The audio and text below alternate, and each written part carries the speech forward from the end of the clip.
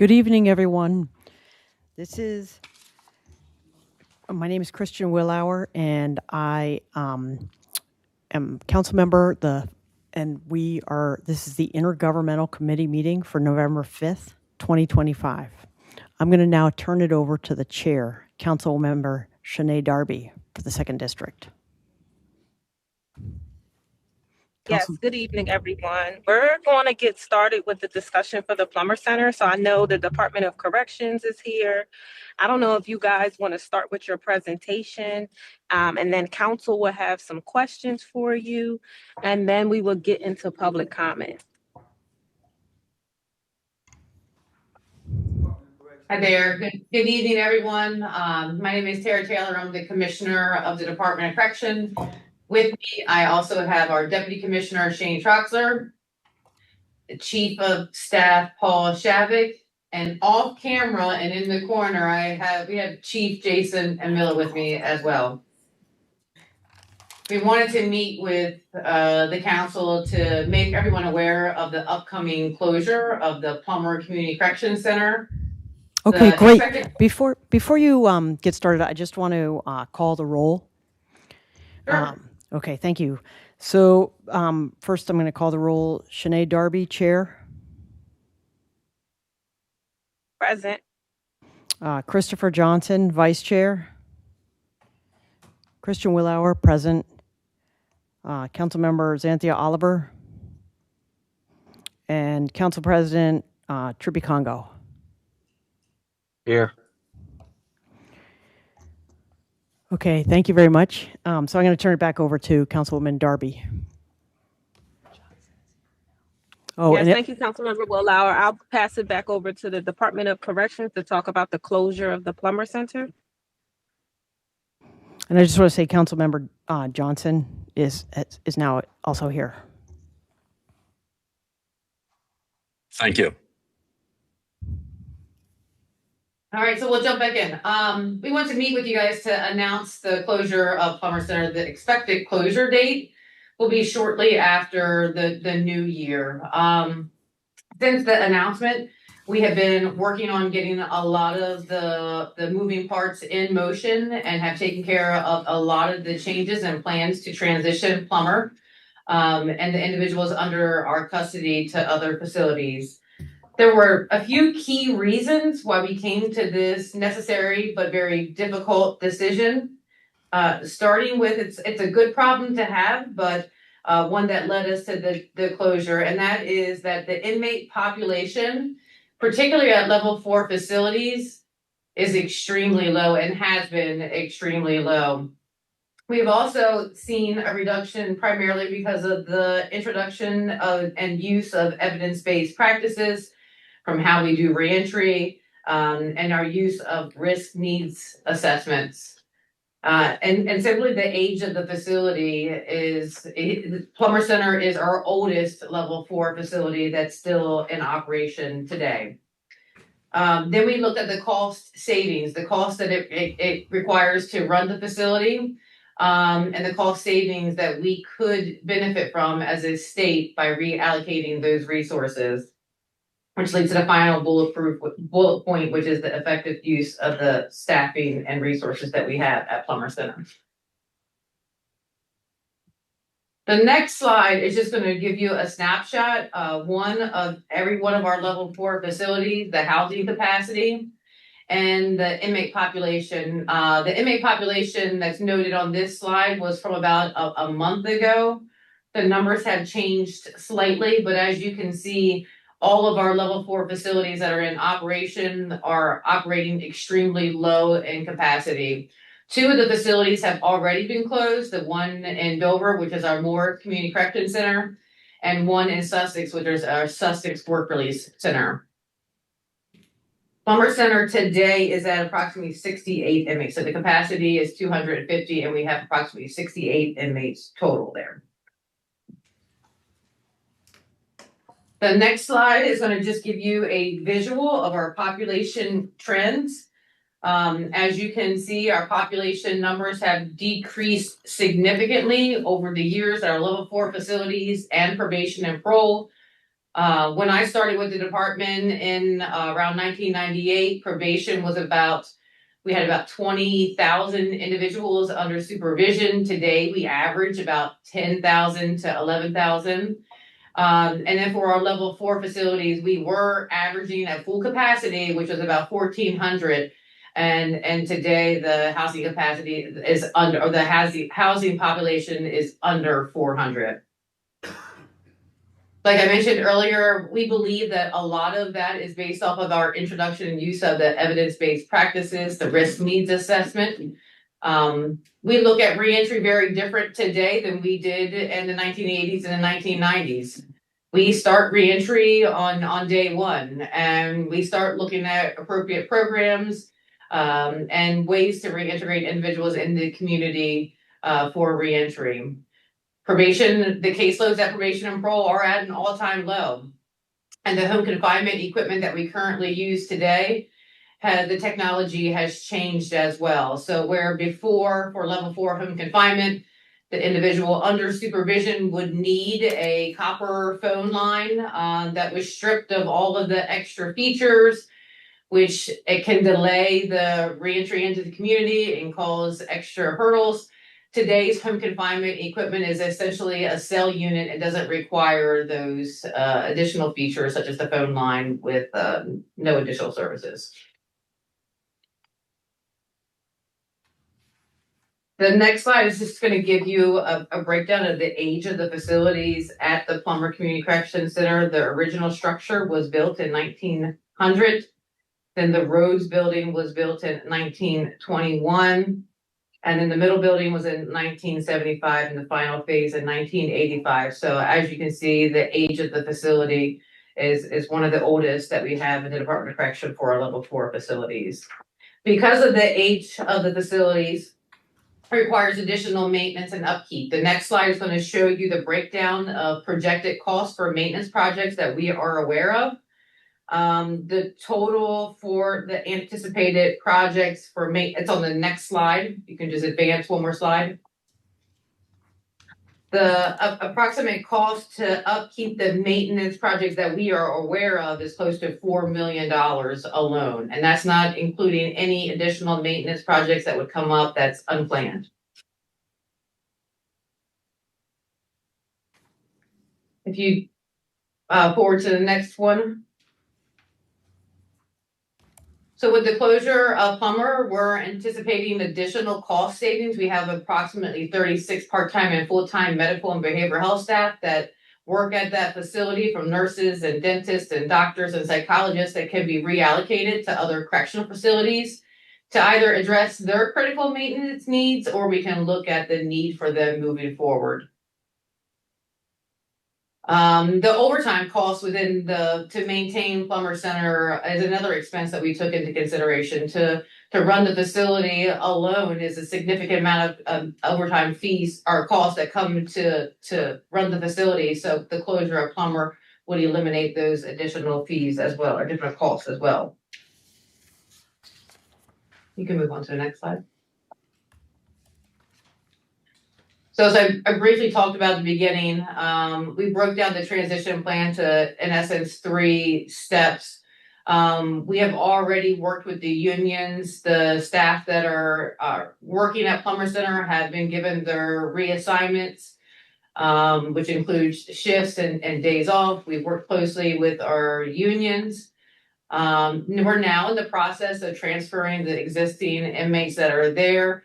So building workers would go to CCTC. We're looking at the classification process for the remaining inmates that are there for consideration for home confinement and transition out into the community.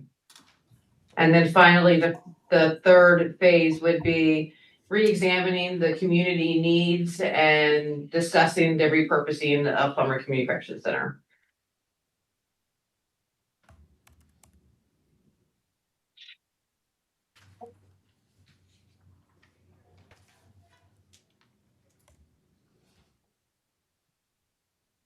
That's it. So thank you very much for that. And I see that Councilwoman Darby has joined us. So I'm going to turn over the chairing of the meeting to her. finished. Yeah, so they just gave the presentation. Public. Good evening, everyone. I would like to recognize Councilmember Oliver. She had just joined us. So thank you for that presentation. I want to see if any of my council colleagues have any questions online or in person.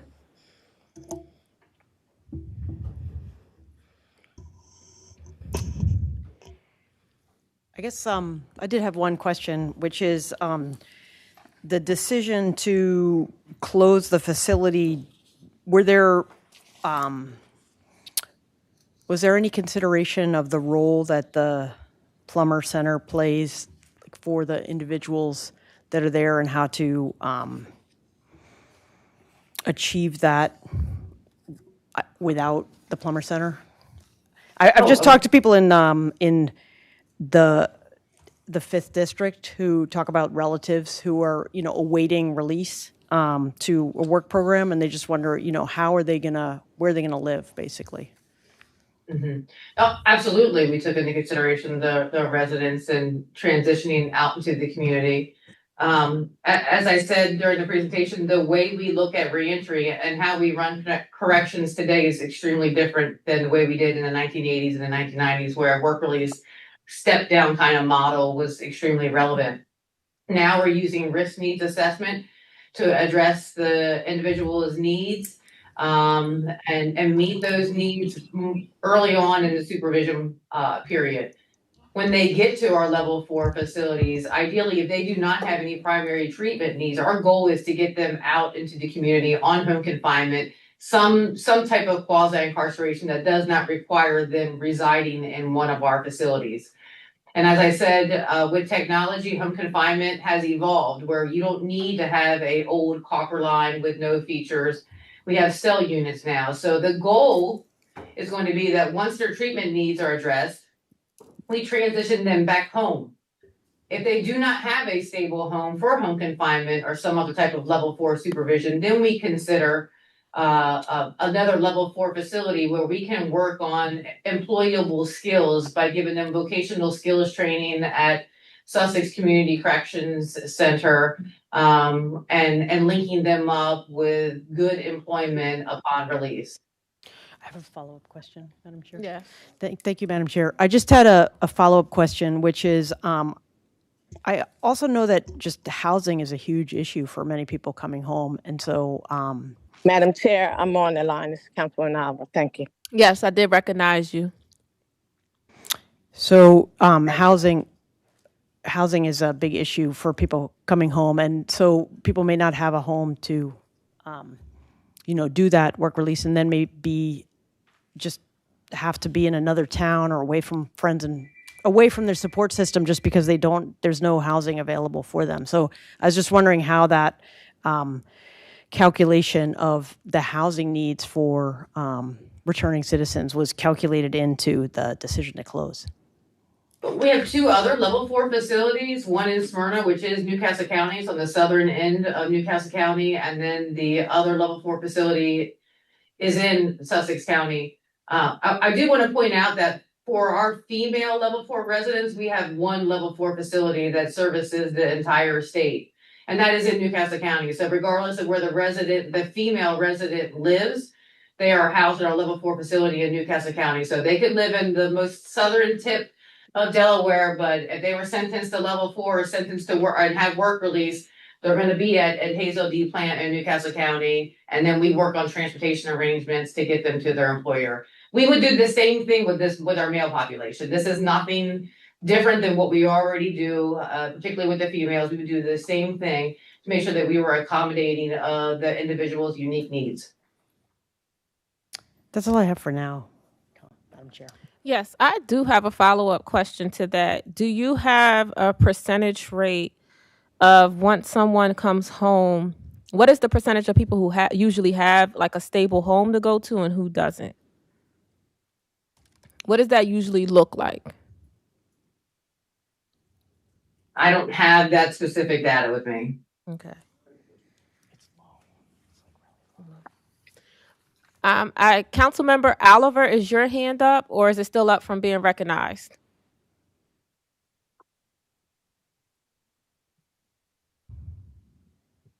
That might be mine, Madam Chair. All right. Yes. President Congo. Yes, thank you. I just have a question. Earlier during the discussion, there was conversation around what's going to happen to the population that's at Plummer Center right now. Some of them will be reassigned, or some of them may get home confinement. Will anyone have to return back to Gander Hill? No. No. Okay. All right. Thank you. Is this open to everybody or just council person? It will be, but just proper protocols, council first, and then we'll open it up to you guys. Any more council? Let me just give a very high level overview of what the classification process looks like when you're talking about level 4. When an individual comes to our level 4 facility, the first thing that's going to happen within the first 2 weeks is they're getting an individualized risk needs assessment. If that needs assessment determines that he or she has a high priority treatment need, they're placed in our Road to Recovery treatment program at the Community Corrections Treatment Center in Smyrna, where they'll be placed into one of 3 tracks of treatment. If they do not have any treatment needs, or those treatment needs have already been met, maybe at a level 5 facility, and they only have supervision only remaining, our goal is to transition them out into the community onto home confinement. And then I talked a little bit about the changes with the home confinement equipment. If they do not have a stable home, then once again, our goal is to teach them employable skills. We have a wide range of vocational skills programs in our Sussex Community Correction Center, should they not already have employment. And then with that would be we would arrange for placement and employment out in the community. Yeah, and also with those individuals that the commissioner is talking about that will transition to home confinement, because of this closure, we're able to move resources of work program coordinators that will be assigned at the Cherry Lane office and other Newcastle County probation and parole to help these individuals, these men find employment.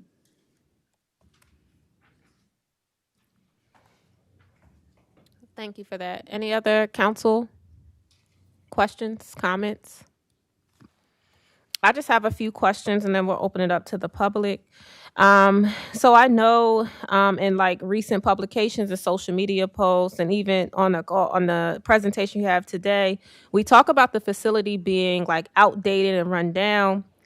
But from my understanding, it has maintained 100% compliance with the ACA, the American Correctional Association, which sets the standards for the past 8 years on the facility. Has it passed or not? The facility and the staff of the facility and our maintenance teams have done a phenomenal job at maintaining the facility. It is an older facility, but the DOC teams have done a phenomenal job. But that doesn't take out the cost that it would cost to maintain the facilities at those standards to get the accreditation, the ACA accreditation. Mm-hmm. All right, thank you for that. And then my second question is about the current, at the Plummer Center, they offer some programs that are not available at other level 4 facilities. So I know like the 5-for-4 program, Branches to Chance, the EPA environmental training. Will these essential programs be continued or replicated to ensure that individuals still have access to those things once the Plummer Center is shut down? We have access to those programs or similar programs and then some, particularly at Sussex Community Corrections. At Sussex, we have everything from small engine repair. We're in the process of building up our welding program. We have a vehicle wrap program. We have a construction program, culinary arts, a butcher shop program, aquaponics, Automotive repair. Auto body repair. We have lawn care services, power washing. We just started power washing. And that's just from me, just from my memory, but we have, and they have the physical footprint to be able to offer even more services. So where at Plummer Center, we were limited to, it's on under 2 acres of land, which prohibits us from putting any pole buildings or anything like that at that facility. Sussex Community Corrections Center has probably easily 7 exterior pole buildings, and that has plenty of space to offer additional resources. Okay, thank you. And how has, even with the closing down of the Plummer Center, how have you guys prepared for, and we know Senate Bill 10, it passed July of 2025 in regards to, it allows individuals who are incarcerated to petition for sentence modification if it's health related, age, or when someone has served over at least 25 years of their level 5 sentence.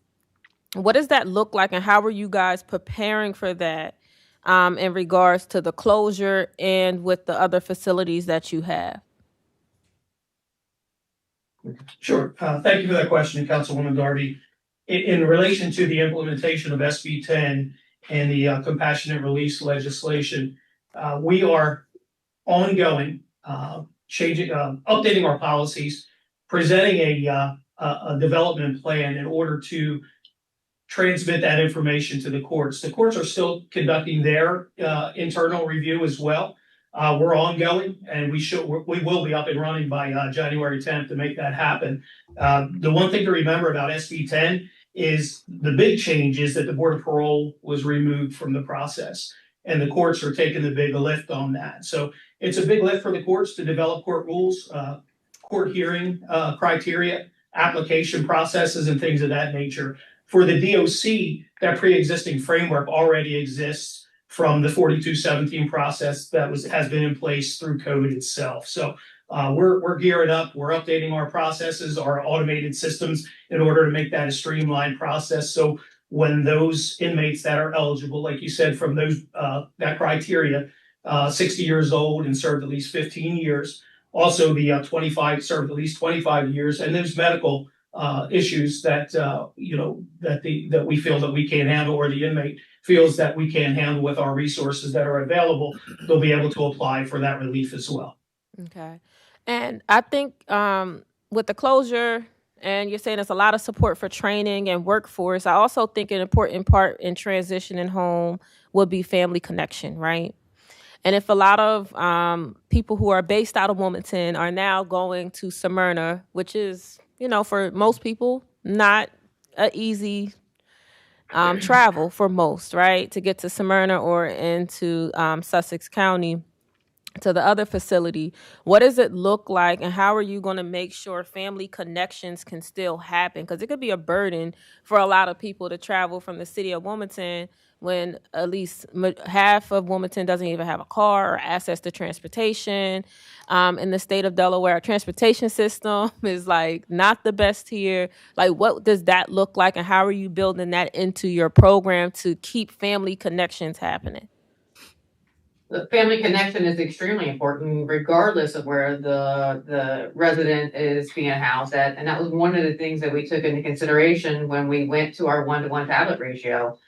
Now every individual has their very own tablet, and connection to family has never been better. We just pulled our stats. Unfortunately, I don't have the exact numbers with me of the number of video visits and messages and phone calls in a month on average, and it's through the roof. To be honest with you, for the most part, in-person, face-to-face visits is almost dead. Everybody's taking advantage of the tablets. Okay, thank you. And I have one more question I'm opening up to the public.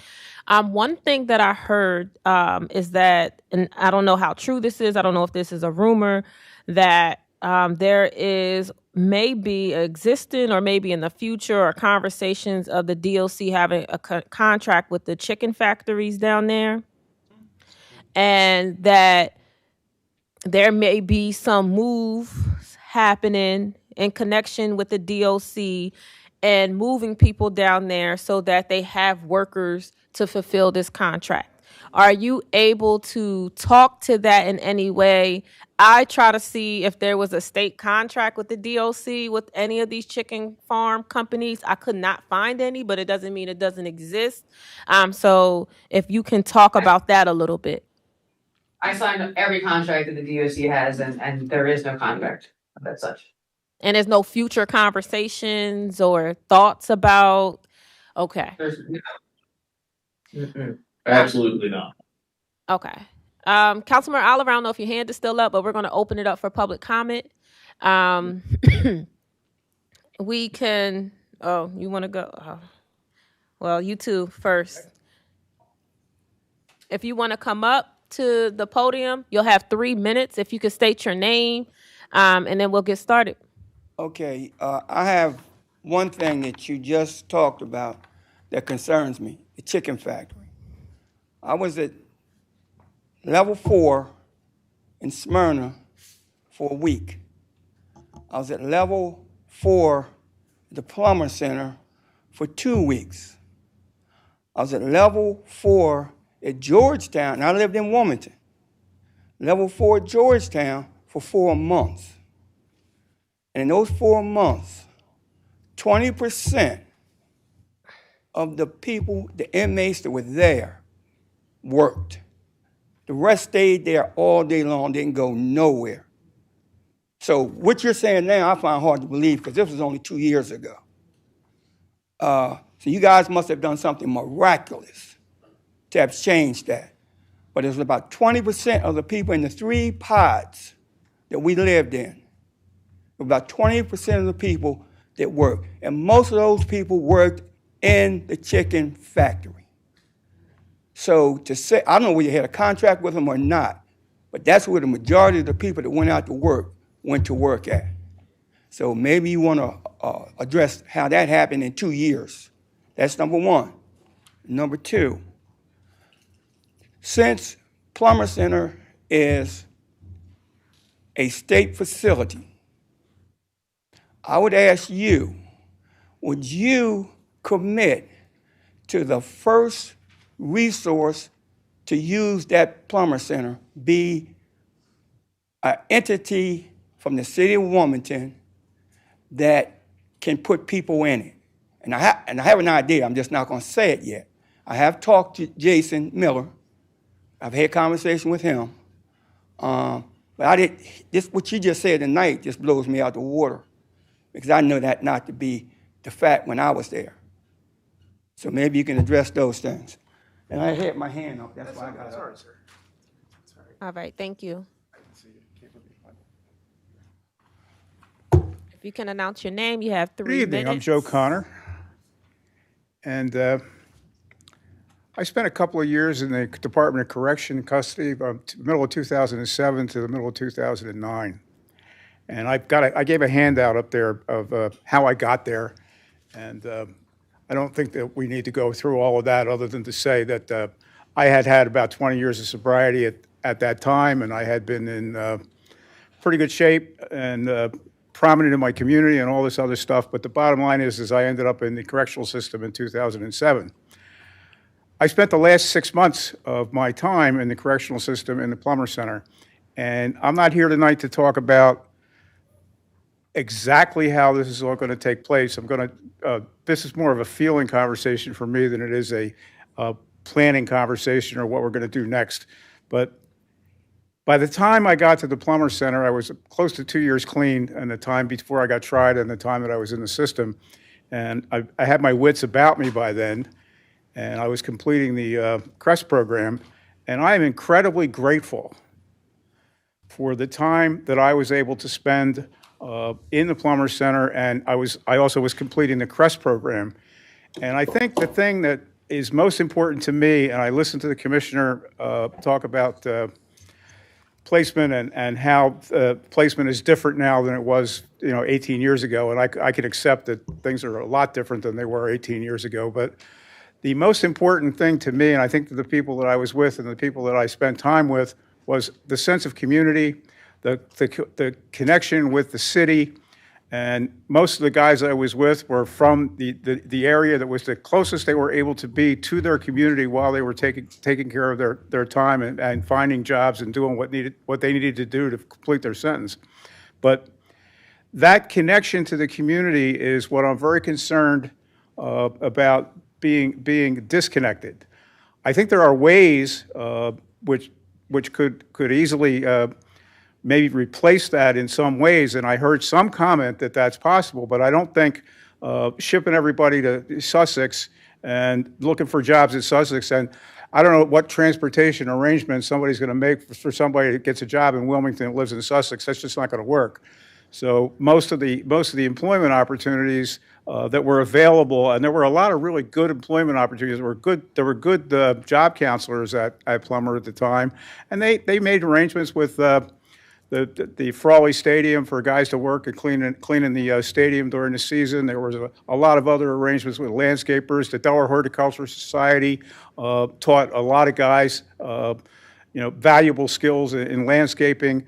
There's a lot of small employers, small restaurants in the city that were giving folks employment, and I don't see how that can work bringing people from Sussex. But I can see how it could work if we could, start looking at some more halfway facilities. We just passed legislation for halfway houses.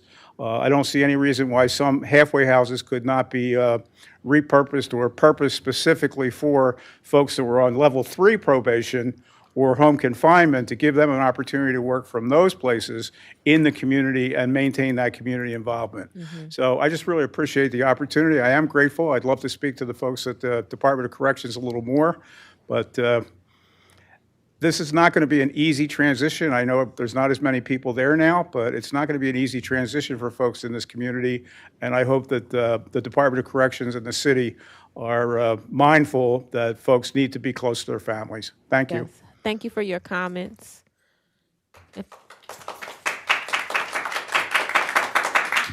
Good evening, Chair and panel. My name is Tony Dunn. I'm a 2500 Civic Association president, and I'm also an ex-offender. I have been through most of the level 4 settings from Sussex County all the way to Wilmington, where I was born and raised. And listening to the commissioner and the two other people on the panel, they don't know what they're talking about. When I was in Sussex County, I was the only Afro-American that was leaving Sussex County 5 o'clock in the morning to come to Wilmington to my job where I worked at every day. 2.5 hours, both ways. That's not going to work for City of Wilmington inmates that are coming from Gandy Hill or Robert Young, whatever you want to call it. The Plummer Center is a beacon, not only of the city of Wilmington, but it's a beacon to Newcastle County, Newark, Delaware, Stanton. We had all types in the Plummer Center and still go through the Plummer Center. My concerns is I'm hearing this panel talk about the decrease in Plummer Center's people that's coming through there.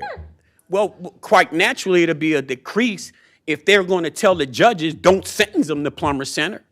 I mean, it doesn't take a rocket scientist to understand what's going on here. Anything that works in the city of Wilmington for poor people, the state always finds a way to get rid of it. You know, the CREST program, the KEY program, all those programs that's in the Plummer Center that has came through the Plummer Center, it helped the city of Wilmington and it helped the residents of the city of Wilmington. It's no way possible for you to say to us as the people that you're going to be able to deal with the citizen rate that's coming out right now with housing and locking up inmates and giving them these football numbers 15, 20 years and then say you're going to send them back home into their homes with their families. You're setting them up for failure. The Plummer Center was a place where we could get help psychologically, we could get help mentally, physically. We found jobs. And when you say you didn't make enough money, y'all made us pay to stay in these facilities. We paid when we got a job. So it's ridiculous for y'all to try to say these are the reasons why you're closing the Plummer Center. And we need the city of Wilmington's local people that is in office to take a second look at this before you allow them to close this down. Because this is not fair to us as the people, especially people of color and people of low income. We need the Plummer Center. It's a beacon to the city of Wilmington, a beacon. It does things for the city employers. We cut grass for the graveyard. Seconds. We do a lot of things in the Plummer Center that is good for the city of Wilmington. And now you got the state telling us a commissioner that probably never even came through the city of Wilmington with the inmates to see how successful we were. You have people right here now that got jobs, that got businesses through the Plummer Center's help to help us re-entry to our city and to the city of Wilmington. So we got to change that. We're tired of y'all taking stuff from us. Yes, thank you. Before we get to our next in-person comment, do we have anyone online? Do we have any people online, Kendra? The online signups right now are not for the Plummer Center. You said what? The online signups are, I have them, but they're not for the Plummer Center discussion. Oh, okay. Get to you. All right, perfect. All right, we could take the next person. Good evening. My name is Hanif Salam, Wilmington resident of the 1st District. Also the Policy and Community Engagement Coordinator for the Delaware Center for Justice. My comment today is to ask that the Department of Corrections will consider investing the savings that they have mentioned. One, the savings that should have already been received through reducing the populations throughout their level 4 facilities across the state, and the additional savings that they will begin to save by closing the Plummer Center to ensure that gaps in services to the individuals of Wilmington will be met. I could appreciate that they will have the employment counselors from the Plummer Center still available to help with employment opportunities when people get into the community. But I think it's been mentioned, and if it hasn't, housing is a big need, case management is a big need. Like, people don't just need help coming home with jobs. Individuals need help repairing their lives and rebuilding their lives. And without having a level 4 facility in the city of Wilmington, that is going to create a disconnect. So with the cost savings that you're planning to receive and save, I ask that it be invested specifically for individuals that are going to be returning to the city of Wilmington to help with housing, food, case management, and any additional needs that they may have transitioning into the facilities. I will also ask the Department of Corrections to consider what's going to happen to what I know to be mandatory workers. There are individuals who often are at level 4 facilities or the work release facilities specifically, with Plummer being the only one that was still left, who are currently still serving level 5 time, but had the opportunity to reside in a level 4 facility by doing work at the facility to help their transition in the last phases of their sentence. So, now that we have no work release facilities across the state, I hope there's still consideration for there to be opportunity for mandatory workers to be at these VOP centers or these additional level 4 facilities so that their transition will not be halted or changed since they had this opportunity in the past. Thank you. Thank you for your comment. And who's up next? If you can state your name.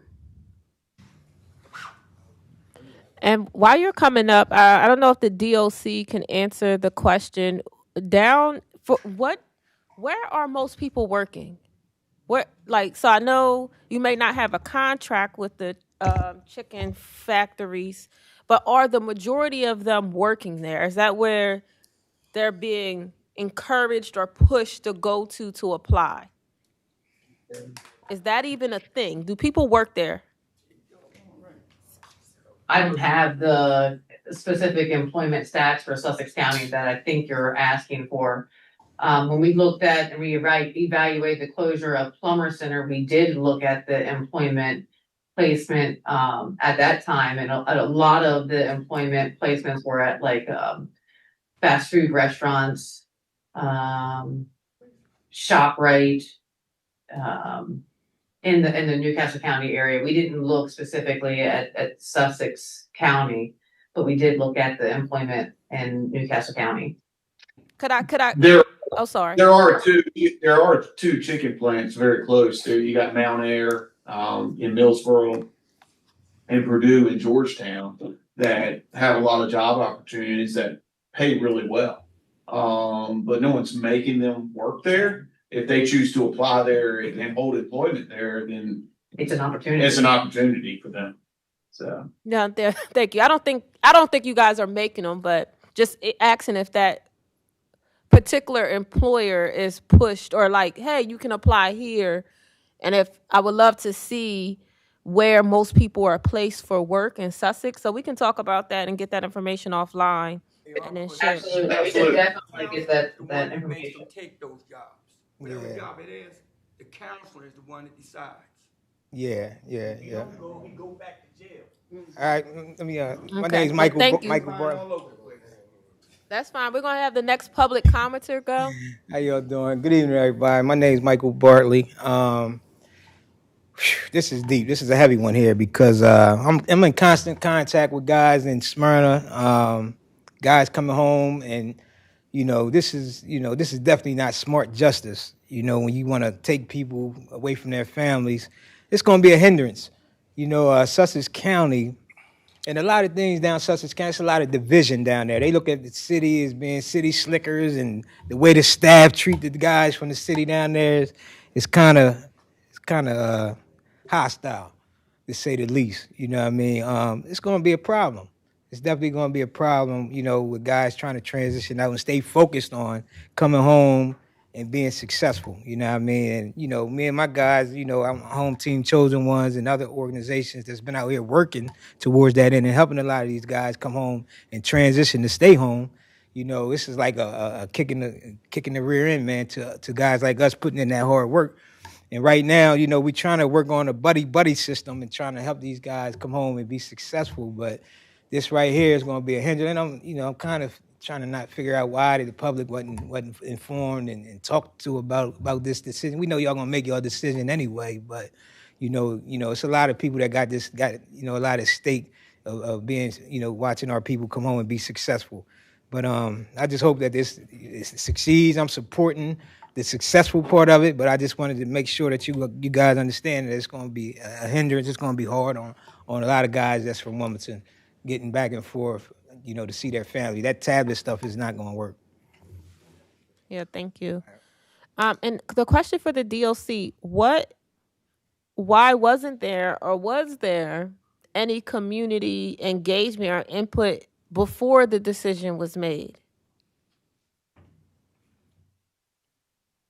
As I said earlier, we've already closed 2 other level 4 facilities. So our process that we've maintained throughout this closure planning has been consistent with the past practices of closing Morris and closing the Sussex work release facilities. We did have conversation with other state entities about the closure that are directly involved, and to be honest with you, I think the discussion was largely centered around, Plummer has been a great facility for many in the city of Wilmington. And fortunately, our inmate population has decreased. But now we have a facility in the city of Wilmington. This is a great opportunity for us to look at the city of Wilmington's needs today, and as a community come together and decide, can Plummer better serve the needs of the community today, not necessarily as a work release facility, but what the needs are today. Corrections has changed. We do corrections differently. That's shown in the population decrease. It's shown in our recidivism rates. They've all gone down. That's not a bad problem to have. I feel like this is an opportunity for us as a community to come together and celebrate what we've all worked so hard to achieve. This is a goal that we have all accomplished together. Let's identify what that next goal is going to be and use Plummer to better serve those needs today. Yes, thank you. I think multiple things could be true, right? I think that we can celebrate and say that is great. Numbers went down. We're where we want to be. This is great.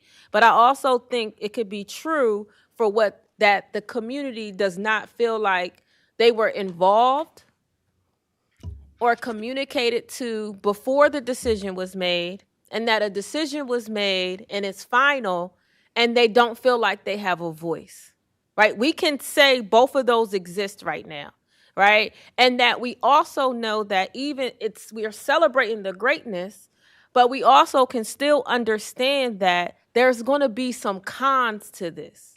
Families are not going to make it to Smyrna. Let's just be honest. A lot of families are not going to be able to go see their families in Smyrna. Going to drive to work 2 hours and then having to come back 2 hours, that is a lot. Like, that is a lot. Like, we can't deny those pieces too. So let's celebrate the greatness, but let's also recognize the cons and what's about to happen.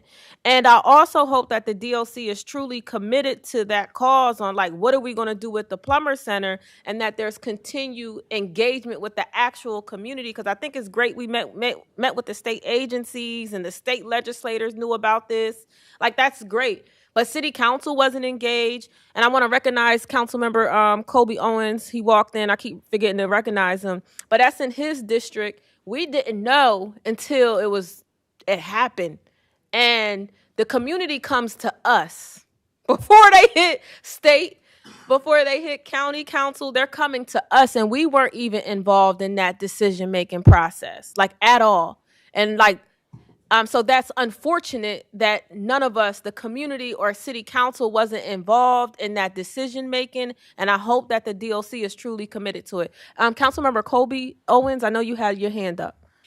Thank you, Madam Chair. I just had a few questions. So again, I keep hearing that a lot of the reason behind this decision is to save costs for the state of Delaware. And again, I know y'all go to the bond bill every year and advocate for funding for your facilities. And I see millions of dollars are going to other facilities. My question is, if this has been something y'all have been looking at for a while, why'd y'all let the building get in such bad condition? We know that this has been a benefit for the city of Wilmington. We know that this has helped the city of Wilmington, especially with the incarceration rates here in the city. We should be able to keep people in the city and help them re-enter the community in which they grew up in, community that they live in, the community that their family lives in. So over the years, if you knew the cost was going to get expensive to fix the HVAC, to fix the showers, to be ADA compliant, and just to point out, the ADA compliance for entrances and stuff, the ADA did not just pass. It passed decades ago. So again, this has been passed off for years. So now the price is expensive because y'all waited. That's why it's expensive right now. Everything's expensive. I'm not disagreeing with you there, but it seems like there was some neglect on the DOC side that's now going to cause a negative impact in our community. And you're saying the community should be championing and should be cheering. Listen, I just heard from 4 people who live in the first district where this facility is, saying they want to keep it here because they've seen the benefits of it. Because either they've been impacted by it or someone that they know have been positively impacted by this program. So again, I think y'all have to take a step back and listen to the community that actually lives here. Again, this ain't Smyrna, this ain't Kent, this ain't Sussex, this is Wilmington. Thank you. So just want to adjust, nothing was never neglected at the Plummer Center. I'm so sorry. They were clapping, so we didn't hear you. Can you start over, please? Sure. I just want to point out that at no time was anything neglected from the Plummer Center. Those calls that the commissioner just shared was a part of our preventative maintenance schedule that we do at all our facilities. Every year we spend money on painting, renovations, replacement of HVAC systems or boilers or shower renovations. Those are ongoing projects that make a list every year, and we prioritize them throughout all our facilities in the state. So at no time anything was neglected. Plummer Center's been ACA accredited, all been through PREA audits, ACA audits, for over 3 years and passed with flying colors every year. So nothing was neglected. Those numbers just reflect the ongoing preventative maintenance that we do for all our facilities. Yes, thank you. Any follow-up? Are you good or? I'm good. All right. I don't know. Were we done public comment? Who else wanted to speak? Somebody else wanted to speak? All right. Nobody. Y'all were good on public comment for this particular issue, the Plummer Center? Yes. Okay, you can come up. Hi, my name's Joe Duffy. I don't live in the district, but I volunteer at the cemetery. The historic Riverview Cemetery, 42 acres right next to the Plummer Center. And the residents there, they cut the grass and weed whack and keep it looking good and help limit vandalism and all that. So it costs, if the cemetery doesn't have the residents available to take care of the grass, it's going to cost over $100,000 a year to cut that grass. And the cemetery doesn't have that money. So the cemetery is likely to go out of business. And then the state or the city will end up running a cemetery. So I just want to let people know that and be aware or provide for it or something. I mean, the people that run the cemetery, we don't get paid. The people volunteered because the cemetery was in terrible shape. Grass 6 feet high, all that. So since then, the Plummer Center inmates and the volunteers, it's a pretty darn nice cemetery now. They just planted 50 trees in the cemetery last week. So they had invasive trees that were sprouting up all over the neighborhood and encouraging the spotted lanternflies. Those were all cut down in the last few years using special grants, and they planted some 50 beautiful trees in the last 2 weeks. But without help taking care of the grass, there aren't funds to pay for other people to cut the grass. And the volunteers and the funds that come in from burials, they won't cover the needs. So somebody else will have to take care of the cemetery. So and what I mean is the city or the state will have to provide funds or take care of it. The friends that run the cemetery will have to back away and give it to the city or the state. That's what it looks like. I'm just a volunteer, but if I go through the options, that's what it looks like. Thank you for Thank sharing. you. I wonder if the DLC is willing to still keep that partnership, and hopefully people from Wilmington could take the 1 hour ride back and forth to still maintain it. Is that still a possibility for the DLC maybe? Absolutely, we already took that into consideration. I just might add. Yes. I just might add, the cemetery doesn't have equipment to cut the grass either. So that would be. We understand. We understand. We understand. I didn't hear that. They said they understand. So I guess they'll be working with you. Thank you. But I have your information. We'll make sure that it happens and follow up. I think someone else had their hand up.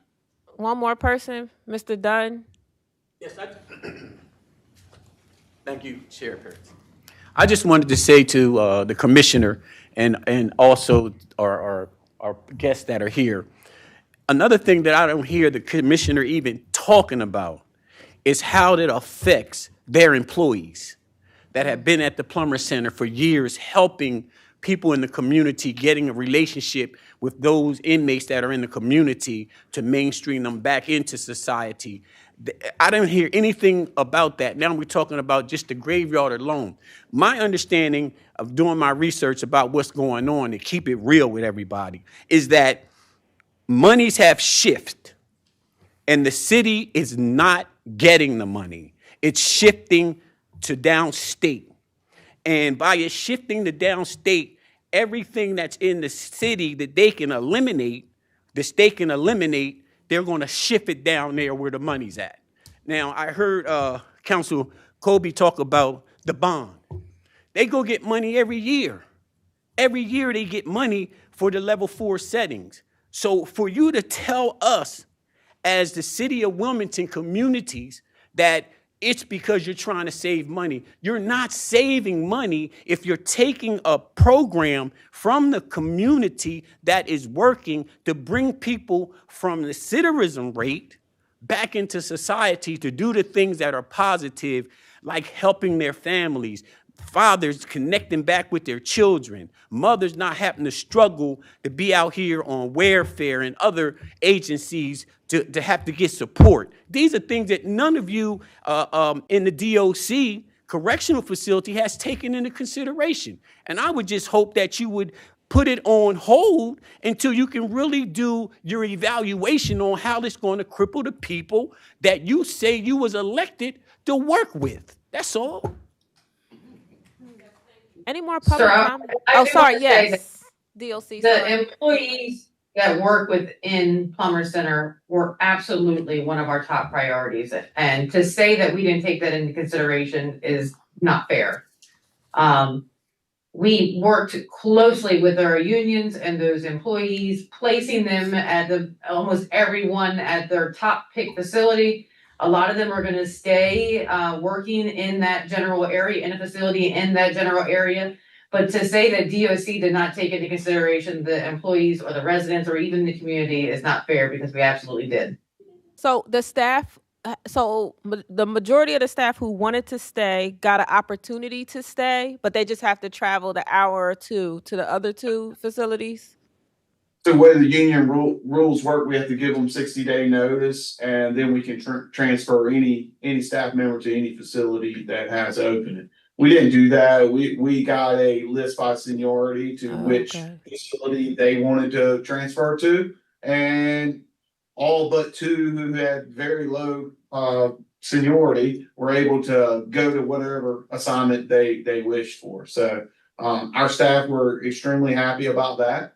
We're moving in a great direction. We got that done with partnership with both unions to get those assignments within 2 weeks. So they were very appreciative of that, and it worked out well for both management and the union bodies.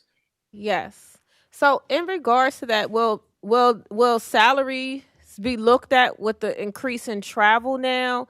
And also, I think that, like, as a council person who wasn't involved in anything, because the DOC didn't involve us and we live here, we have people coming to us, even employees and staff, right?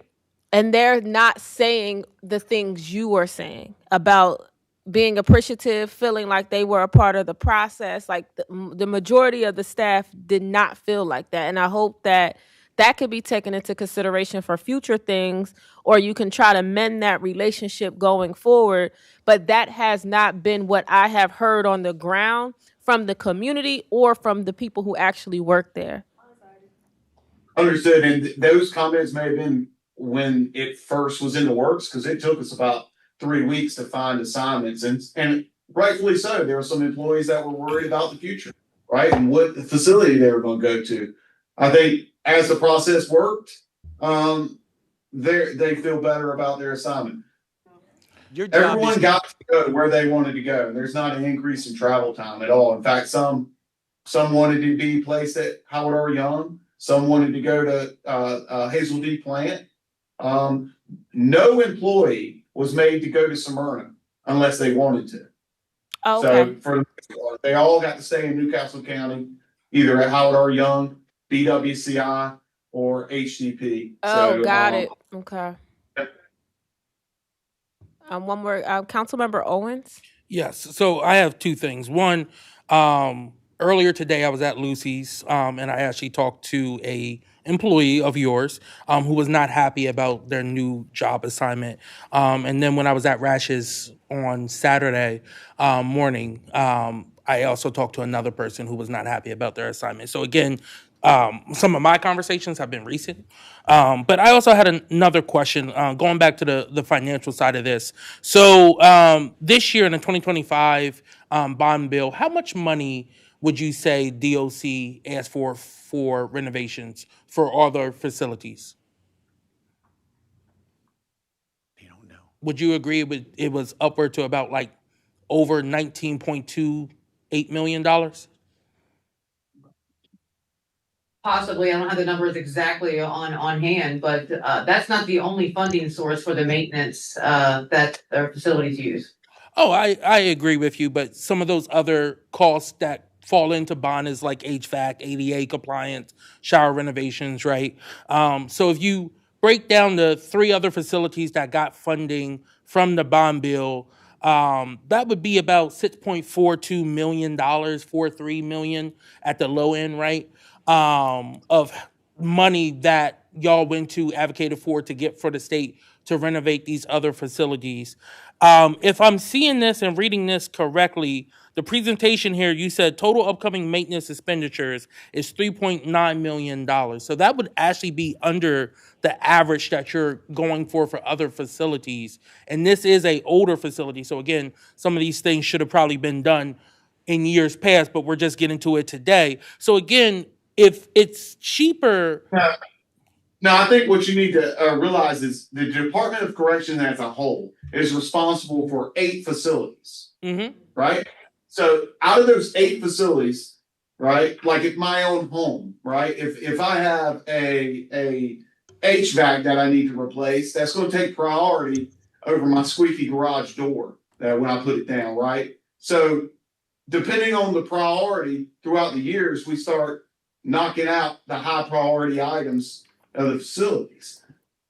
These projects that you're looking at now were identified that we were going to do this within this next year. Does that make sense? So are you saying that the HVAC doesn't need to be replaced right now? It would have to be replaced maybe in a few years? Is that my understanding of what you're saying? At Plummer Center? Yes. Yeah, that's correct. I don't have it all in front of me, but maybe that's on a separate priority list or a different maintenance schedule.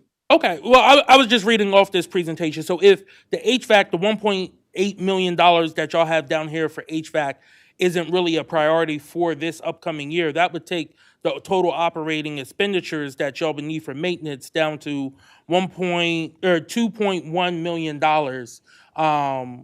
Again, this is on the pending maintenance projects at PCCC.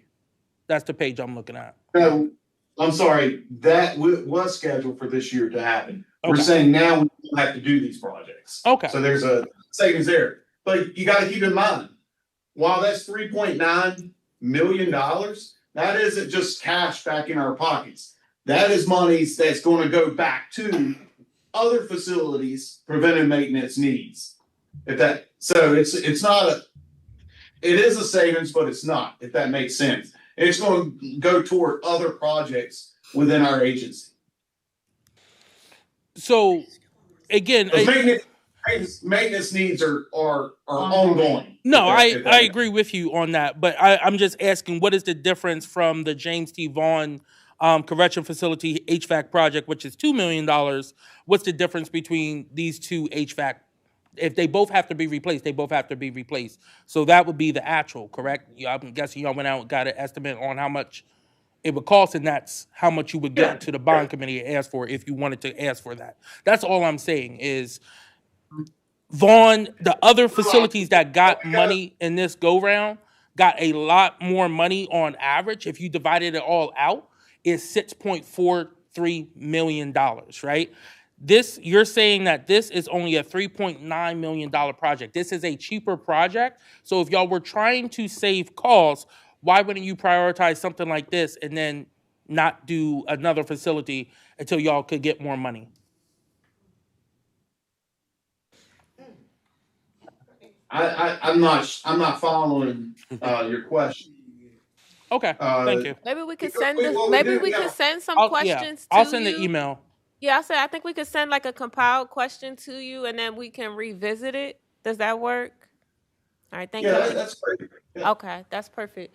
Our last public comment. Thank you, Chair. I just wanted to say to the panel, you mentioned that you've been fair with the employees. I didn't get involved until your employees came to our civic association meeting. and voiced the concerns that we had no idea you guys were getting ready to do with the Plummer Center until their input. And the reason why you haven't heard from them, to keep it honest with you, is because they've been told that they cannot share information because they're bonded by their union to even speak about a issue like this. So you haven't really talked to your employees about this issue because they're not allowed. They're gagged. They have a gag order on them. So you need to straighten that out and talk to your employees there to see how they feel about the Plummer Center before you make this type of decision. All right, thank you.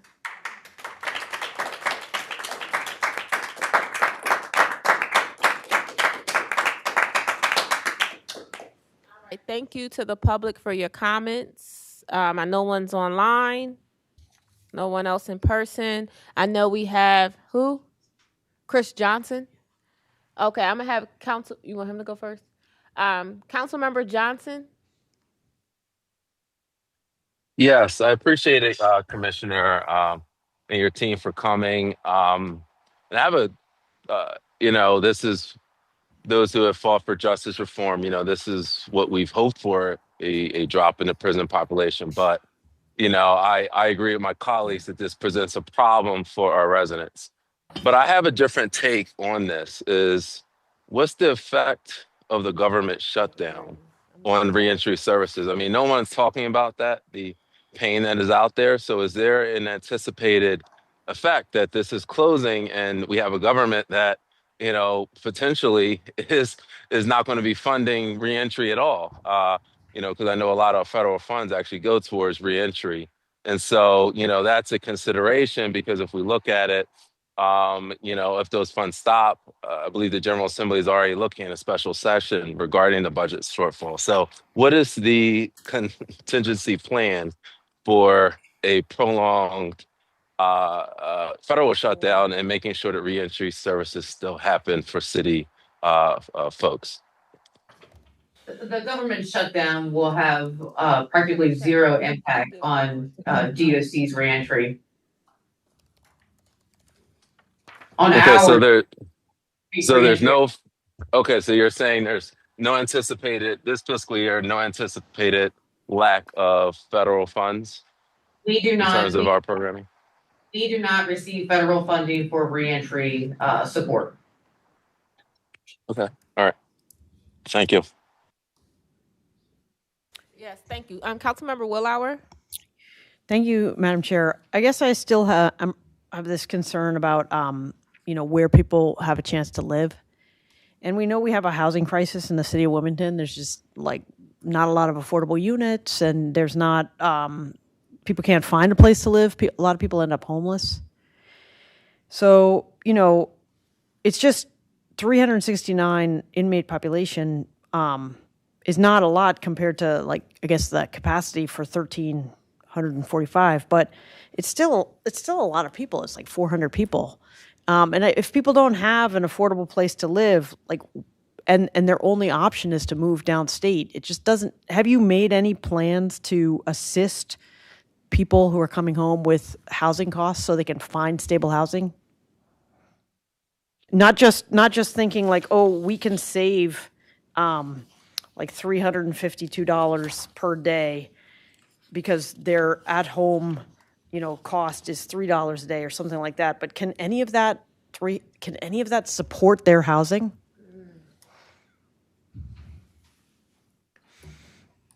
Yeah, so if you're looking at population numbers, let's take Plummer Center. You got 88 inmates that live in the Plummer Center. Of the 88, I think less than 20 were working. We're diving into those numbers. A lot of those individuals are starting to come up on release dates and have stable housing. And what the commissioner said early on was that we were looking at every individual's circumstance, and if they have adequate, stable housing, a support center, then they will be put out on home confinement to finish their sentence. And if not, they'll go to a level 4 facility that is unique and strategic for their needs. If they have an opiate disorder or need substance use disorder treatment, they'll go to CCTC in Smyrna and get that treatment. If they don't have appropriate housing and they don't have a substance use disorder need, then they will go down to Sussex Community Correction Center, where we have a lot more programs to obtain skills and certifications to be gainfully employed. And that's the key component there. And we were just there today in Sussex, and so the welding program, for example. I mean, just think about the employment opportunities in Newcastle County that somebody could obtain with welding skills.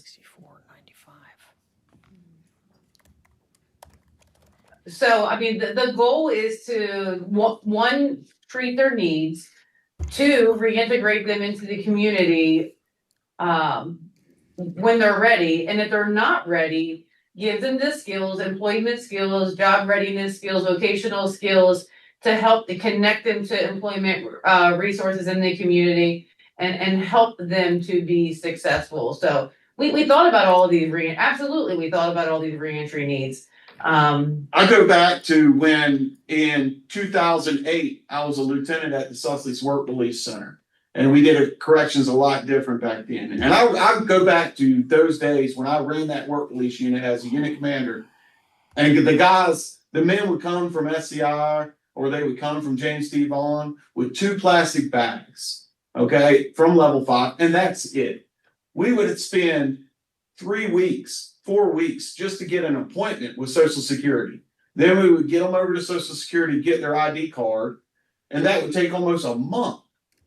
Okay. Then we would start job seeking processes. Now they're only with us for 6 months. They would stop the job seeking, and then they would get a job at KFC right here in Georgetown after trying to go through that route and get a Social Security card, get an ID, and get a job there. Now they only have a month and a half with us. Okay. And then they're released, and then they would end up quitting that job because it was not a gainfully employed job. Today, we start those services now at level 5. They're working on getting their ID card, their Social Security card, reentry services, housing needs, all those things. And now we want to move to where people get a certification.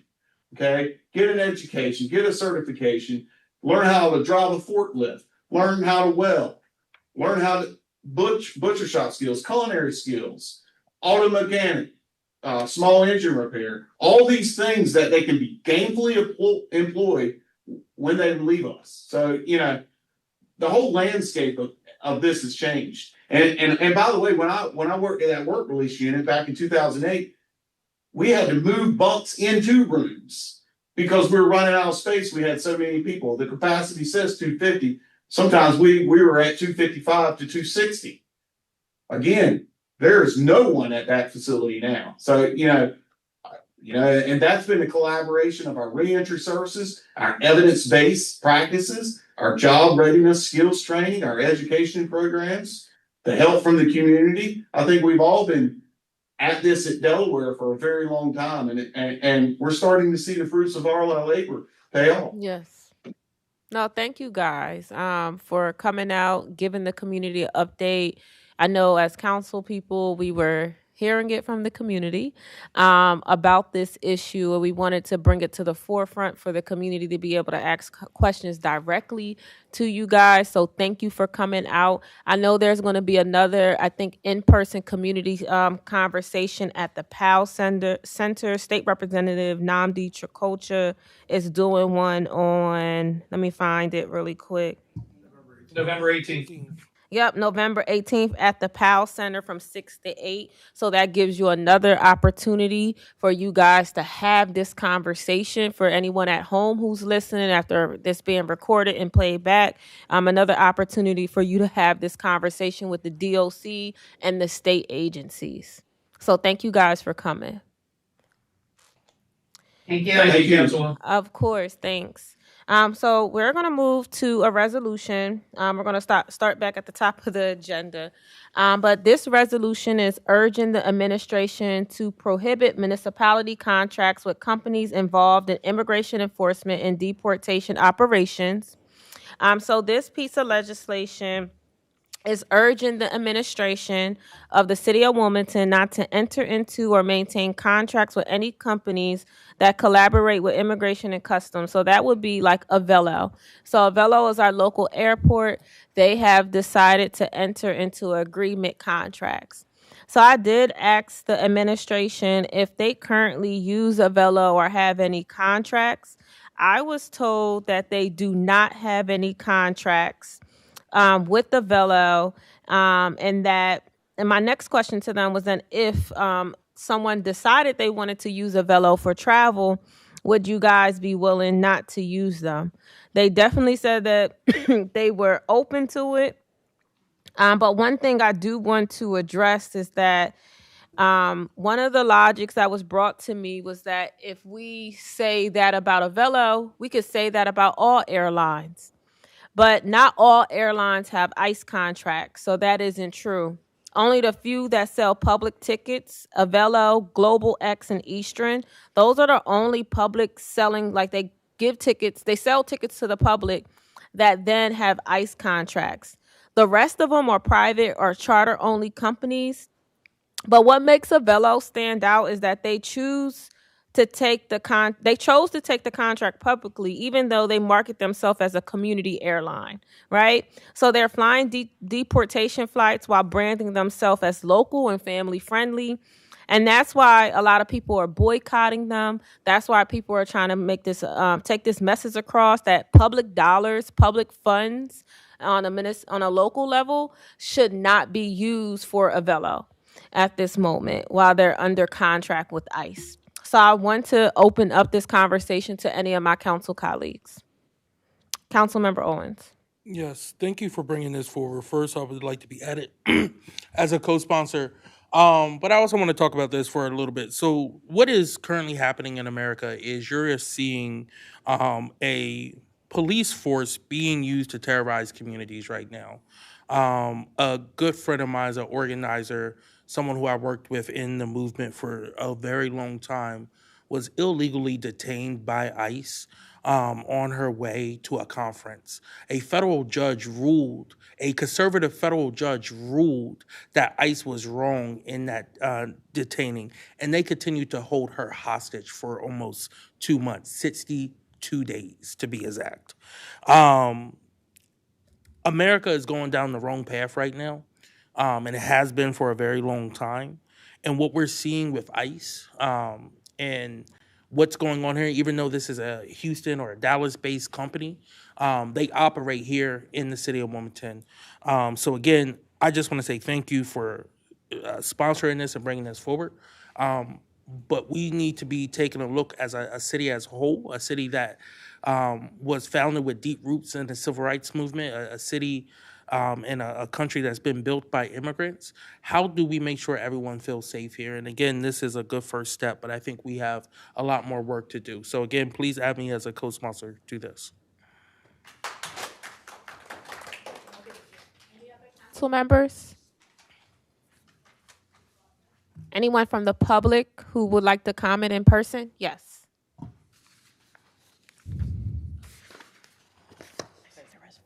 Oh, yeah.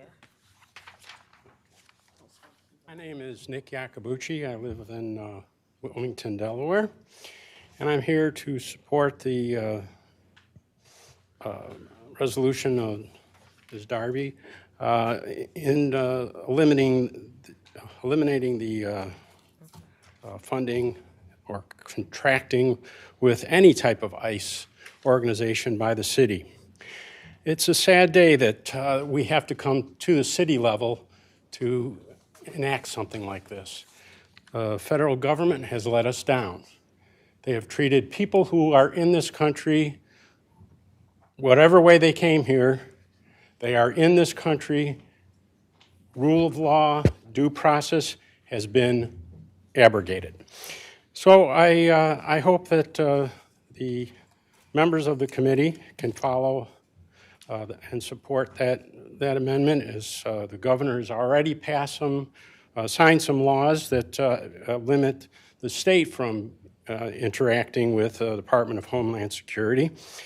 And that should help in that venue to keep moving forward with that, with this resolution.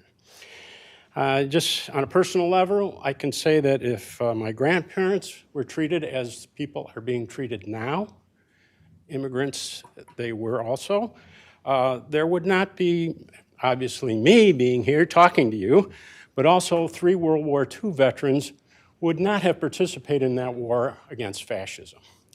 And it's a shame that I have to be here to stand up to fascism after they sacrificed so many years of their lives to fight it overseas. The saddest part of that is there are veterans who have been arrested, detained by ICE, and they were U.S. citizens. So that's very disheartening. So I will leave this with all due respect. I ask you to support this resolution and strengthen the integrity and justice in our city. Thank you for listening and considering this. Of course. Thank you for your comment. I know Council President Congo had his hand up. Yes, thank you, Madam Chair. I'd just like to be added as a co-sponsor. Yes, thank you. Thank you. I am going to go rotate. Oh, Councilmember, Willauer. Oh, there's more comments? Yeah, there's more comments. Okay. I was going to go back and forth. Yeah, I'm good. Okay, you're good. All right, so I'm going to call someone online. I have Rebecca Rodriguez for your 3-minute comment. If you could just state your name. Hi, my name is Rebecca Rodriguez and I live in Wilmington.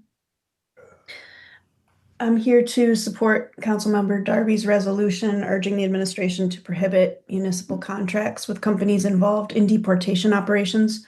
I really hope that the Wilmington City Council will have the courage to pass this resolution. If we truly believe in due process, then we shouldn't incentivize those very few companies that are privately profiting from the unlawful detentions of our neighbors. There are so many competitive businesses that do the right thing and behave in responsible ways. And those kind of companies do a service for the public. They have sustainable business plans. Delaware continues to be an excellent place to do business for them. And our state and our city are both competitive enough that we can have some standards. So I respectfully ask you to pass the resolution to show that City Council supports only responsible municipal contracts. I think it's far more important to prop up democracy in small local ways when we have the chance, not prop up those few failing businesses that are making a quick cash grab off of deportations. Thank you. Yes, thank you. Now we'll go in person. Is anyone in person who needs to make a comment?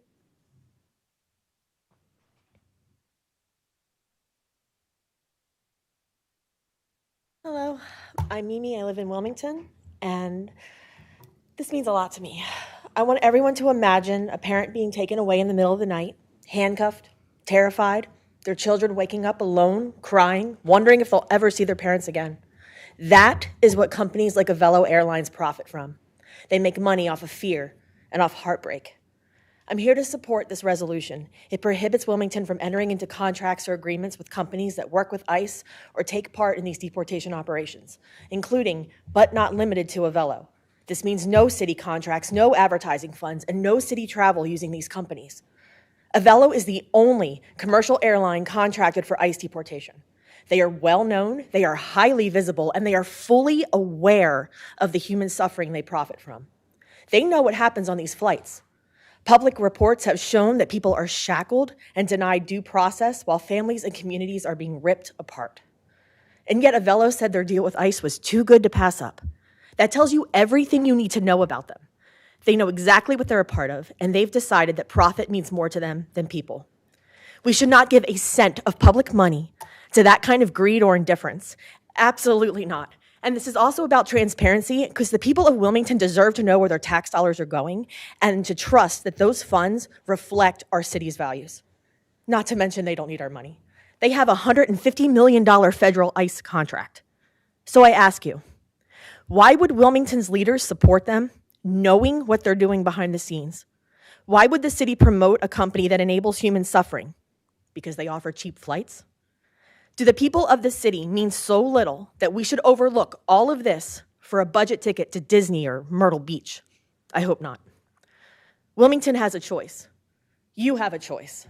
This resolution lets us say no, not here, not with our taxpayer dollars. We do not support exploitation, and we will not be complicit in human rights violations. I have friends and family that I love and care deeply about, and I don't want them targeted because of their accents, their names, or the color of their skin, and neither should you. How you act on this matters. Choosing Avelo contracts, flying Avelo, or funding or advertising for them, or any company like them that works with ICE, tells us, your constituents, the residents of Wilmington, that you don't care, and it makes the city complicit in these deportation actions. So please support this resolution.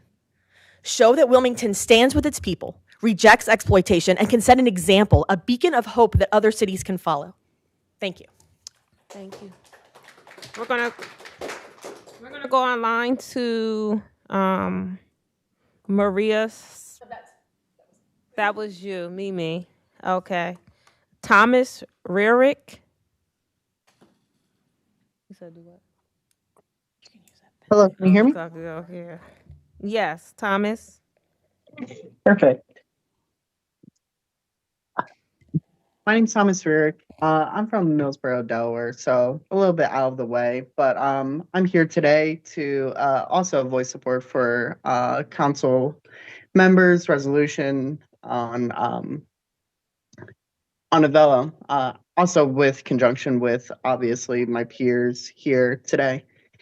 We need to support our neighbors wherever we can. The abductions of our neighbors is insane and horrible. The conditions in which they are subjected to are absolutely awful.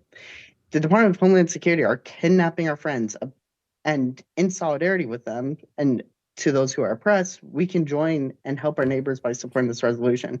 We have other examples. Governor Matt Myers is trying to work with the community, trying to create the Office of New Americans. And we need to push, we need to show them that, hey, we want to work in solidarity with Connecticut, with Governor Matt Myers, and try and show them like, hey, we can go farther. We can punish these corporations benefiting from these deportations, from these abductions, from these kidnappings, separating families apart. So, Hannah Arendt, a famous Jewish woman, scholar, historian from Israel, has once described in a book called Eichmann in Jerusalem, the banality of evil. Banality of evil is the we can go into like a scholarly debate about it, but it is the profiteering of tragedy. This was in discussion with Adolf Eichmann, who facilitated transportation and the infrastructure for Jews to go into the Holocaust, to the Shoah. What Avelo is doing now is the same level, transportation. They don't care about what happens. They just want the money. They just need the money. And they don't care about what happens to these people. Sorry about that. Just emotion. So I'm here today to say we need to support Councilmember Darby's resolution here. And we need to show that fascism isn't going to win. So thank you for allowing me to speak on this matter. Thank you. I appreciate your comments. Any more in person? I think we had, yes. Let's go down the line.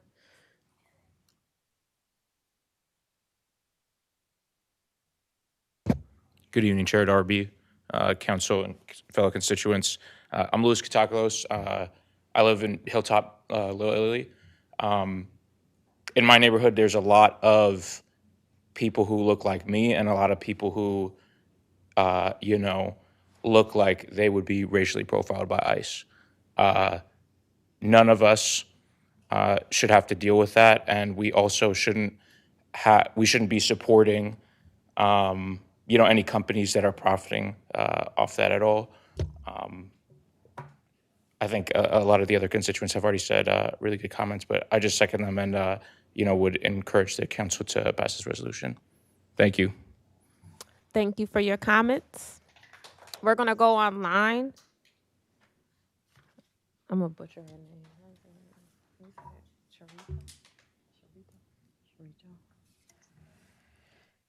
Oh, I'm so sorry. I'm going to butcher your name probably, but Miss Sharito? Is it Sharito? Sharito? Am I saying Yes, very close, very close. Can you say it? I'm sorry. Okay. Charito Calvachi Mateico, thank you. Okay, thank you. I'm calling in support of the resolution. I thank you for putting it out there. I see this as an issue of justice. The deportation of this administration are illegal. They are not legal. They don't come from immigration judge. So if we are allowing all the connections related to that injustice that the administration in Washington wants to make it happen, then every single thing connects to collaborate with it. What you have at hand with this resolution is to cut this change of injustice and say, no, whatever depends on us, we will not do it. I know of a child trembling in Milford as a leaf because ICE took her mommy from the house she belongs with her children. And then, not only that, but she knows that she will go in an airplane. And not only that, in that airplane, mommy, in case of emergency, cannot take the oxygen mask because she is tied up while she is traveling. I just make you think now, will you, if God forgives, something happened with one of those airplanes leaving from Delaware, if they perish, then will that be the only moment when you think that you in some way were responsible, that you collaborated with this? And how are you going to tell that child that you let that happen? Listen, you cannot be participant with predatory capitalism that exists only to make money out of the suffering of these people that are here to contribute to this country, to make the economy work.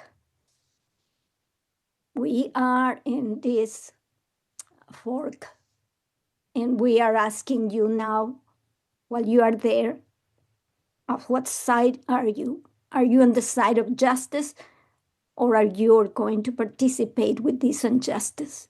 And my hope is that you are with us. We are trying to make justice in despite of this awful situation. Thank you. No, thank you for your comments. We have one more comment, I believe, in person, or two, because I think Adam is here, right? He's in person. We can go with Adam or the next young person here.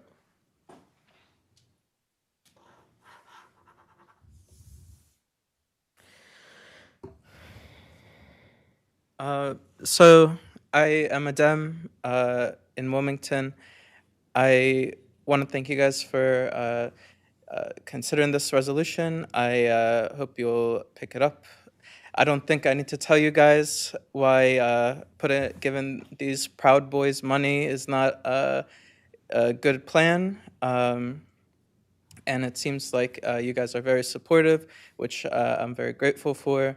All I'll say is that what you guys are doing here is going to have a cumulative effect on the movement to bring justice in the entire migrants' rights movement. So I really hope you guys will all support it, and thank you all.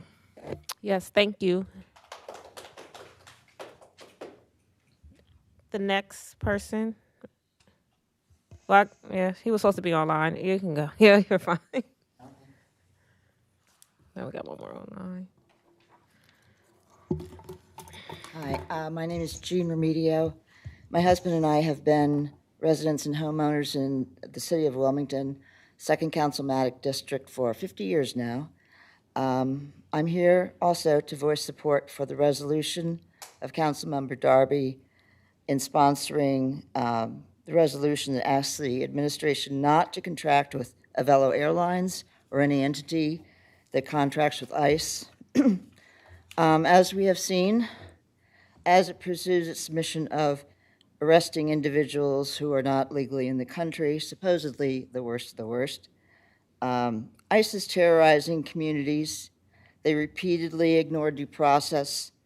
They repeatedly violate civil liberties and use unnecessarily brutal tactics to meet their 3,000 arrests per day target, which has been pushed by Stephen Miller.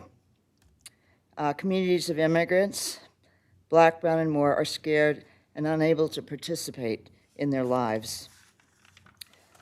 I wanted to provide a little bit more about the state of Connecticut. Connecticut had offered Avello all sorts of financial incentives so that Avello would come in to operate out of its airports. But then after they became part of ICE, they reevaluated this decision.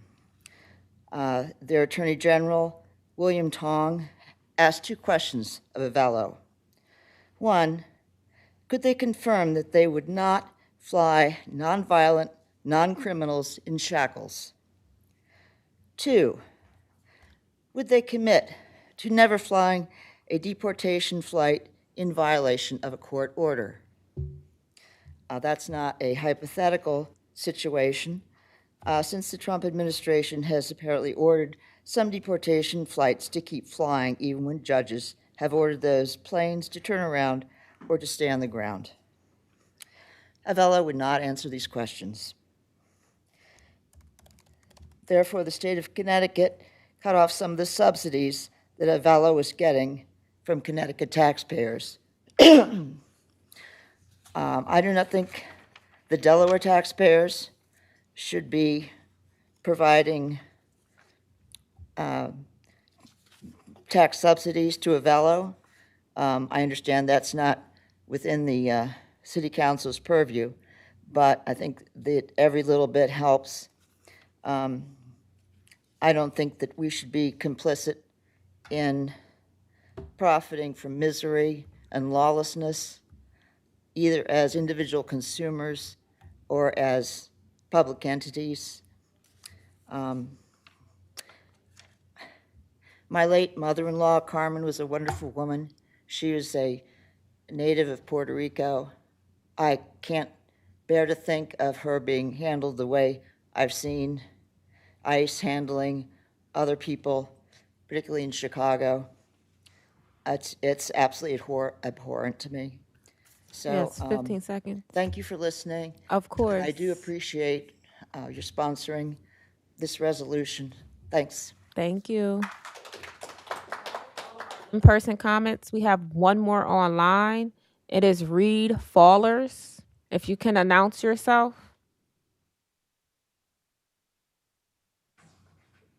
Hello.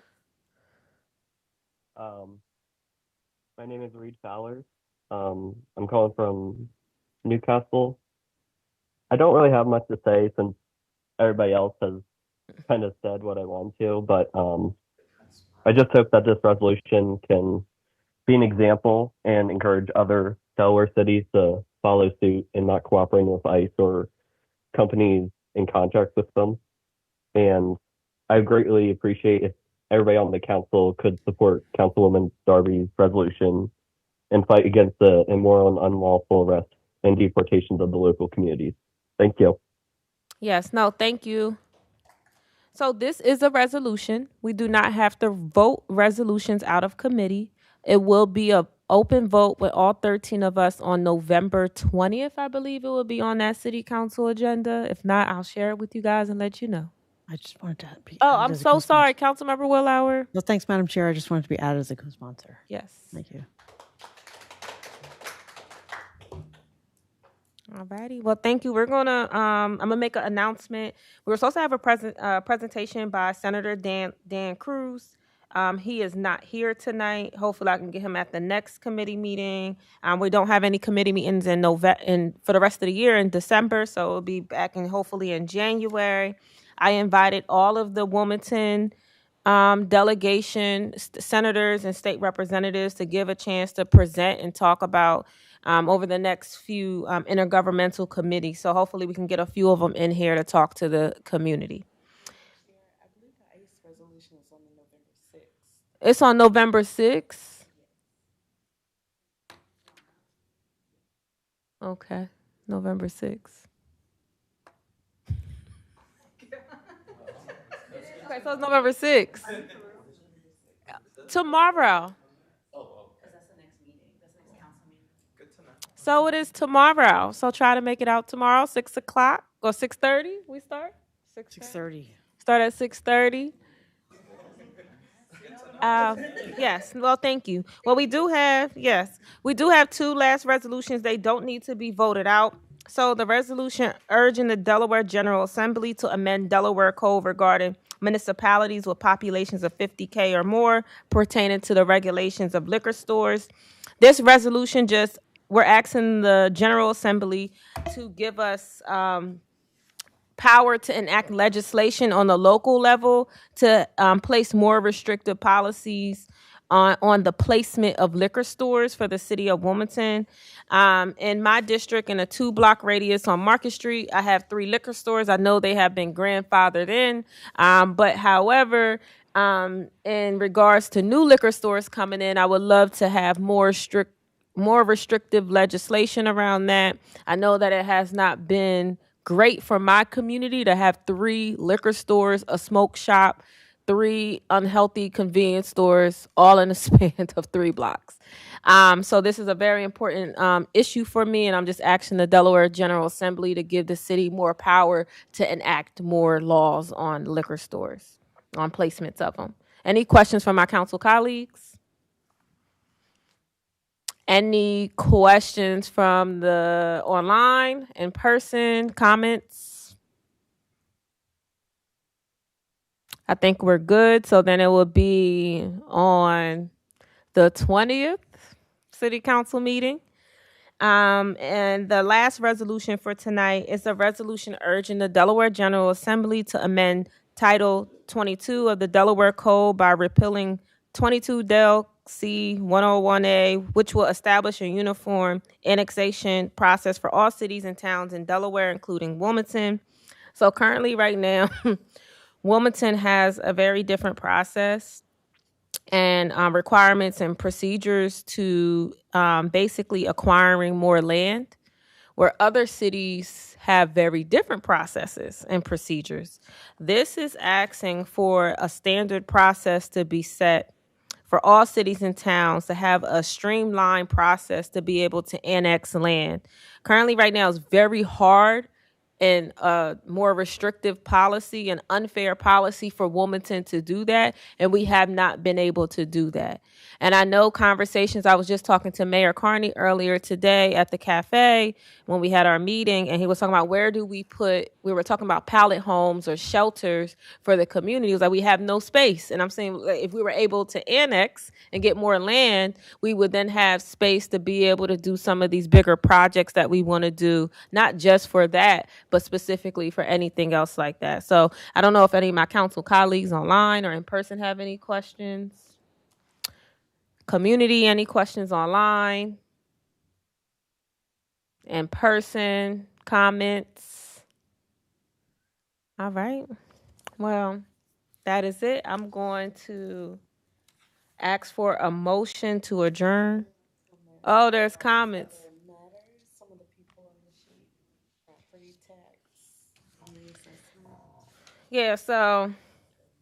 So that's all of both of the resolutions, November 20th that we just discussed, they'll go on the agenda.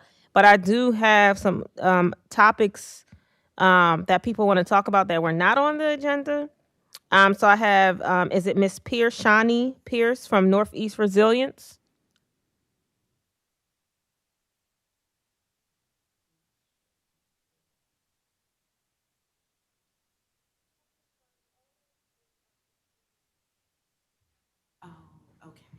All righty. Well, I'm going to make the motion to adjourn. Second. Motion. I'd like to make a motion to adjourn. Motion. Yes. Second. Adjourn. Have a good night, Wilmington.